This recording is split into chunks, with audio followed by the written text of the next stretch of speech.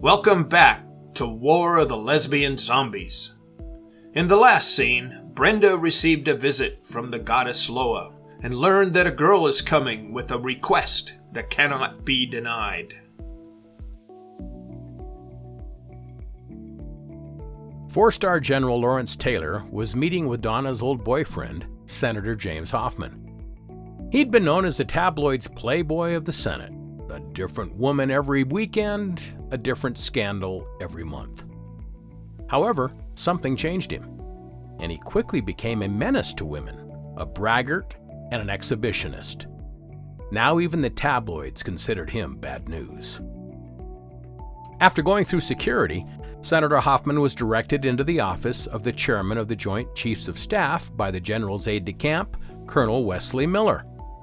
Wesley saluted the general, closed the door, then stood outside the office. Miller recalled how the general had changed since the Black Friday party at Jackie's house. He goes to the party a brave soldier and comes back pussy-whipped. Maybe they got him drunk on hormone-laced love juice. Wesley didn't know it, but his suspicion was pretty close to the truth. He pressed his ear to the door. On the other side, General Taylor sat behind his desk and cut to the chase. "So what's the matter with you, James? I see all these reports. Look, if you're a pervert of some kind, I can't support your legislation for sensitivity training in the military." Hoffman stood, more out of desperation than respect. "My life has been crazy, sir, ever since Donna hooked me up with a threesome." "Why didn't you attend the Black Friday party at Jackie's? A swinger like you would have fit in quite nicely." "I couldn't go. I was arrested for indecent exposure and lewd acts. I couldn't stop playing with myself in public. I started to feel like I was going crazy." "That's very disturbing, Senator." "When I was exposed to HIV, that's an even more disturbing story. The doc put me on this medication that calmed down my urges. Now I'm back to thinking about women all the time, like before." "Good for you, James, but your reputation is ruined." "Yeah, and I lost Donna. She's a lesbian now." "You really have a way with women, don't you?" "It's Brenda, I'm sure. It's all her fault. She's like a queen bee over her lesbians. She made me into some kind of sex zombie, like I'm invincible. We gotta do something about her." "I'll take care of Brenda. If you behave yourself, I'll consider backing you, for now anyway." "Thank you, sir." Taylor stood. "Now you'll have to excuse me. I have a meeting with the Joint Chiefs of Staff in a little while." It was a ruse, of course. "I have to warn my queen about Hoffman." Taylor opened the door, causing Colonel Miller to jump back and stand at attention to salute his boss. Senator Hoffman showed himself out. "Wes, get me a staff car from the motor pool." "Where are we going, General?"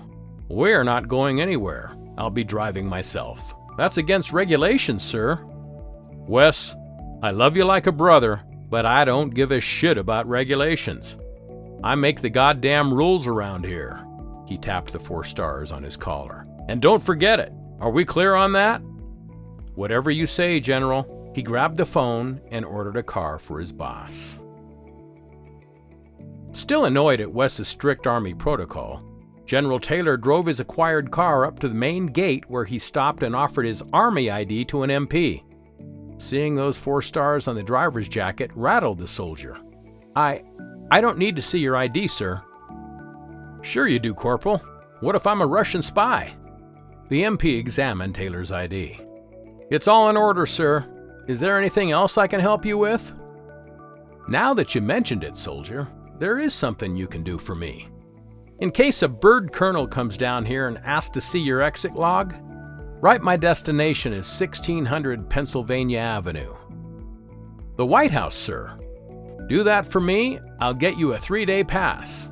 We got a deal, soldier?" He saluted with great enthusiasm and a smile. "Yes, sir."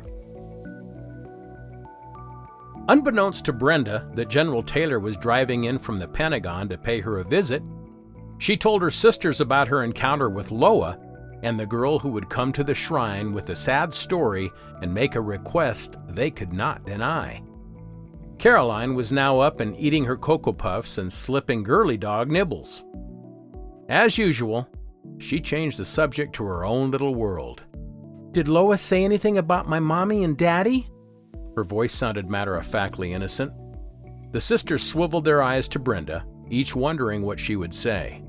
Jackie thought it was a loaded question. No win either way, yes or no. "Tell her they're dead and that's all you know. It was a horrific traffic accident. Caroline was the only survivor." "Yes, Caroline, your parents are happy living in heaven with Loa, and they are thrilled that you are living with us." Caroline's eyes got big and bright. "Can I ask Loa to let me see them?" "You can ask her anything you want, but don't get your hopes up, okay?" A car drove up the drive. Maria rushed to the window. "Who the hell is that?" The sisters joined her. Caroline recognized the driver. "He was that army guy at our big party." "You all stay here. Brenda and I will go see what he wants." Walking out to the portico, they waited for him to get out of the staff car and wondered what had brought General Taylor to the ranch. As he approached, Brenda read his thoughts. "I hope my queen can do something about Hoffman. Jackie, Hoffman might be a traitor. He's been a problem all along." Lawrence gave Jackie a big hug. "Good to see you. What's on your mind, General?" "Bad news, I fear. Senator Hoffman's out to expose you and the Sisterhood." "You must think he's a clear and present danger, or you wouldn't have traveled so far from the Pentagon." "Just watch your backsides, ladies. He can create a shitstorm of biblical proportions." "Won't you come in, Lawrence? Stay a while?" "I have to get back, but thanks for the invitation." "Thanks for your loyalty. But Lawrence, why didn't you just call?" "My aide, Colonel Wesley Miller, has big ears. Besides, I can't get a hug over the phone." 5 minutes later, he was back on the road to the Pentagon, 5 hours away. He was unaware that Colonel Miller had been tracking his journey, thanks to a GPS homing device that had been installed in all military vehicles. If rental cars had them, why not military vehicles? The general had signed off on that directive months ago, but today he had forgotten all about it. The sisters were discussing what to do about Senator Hoffman. Maria paced the sitting room.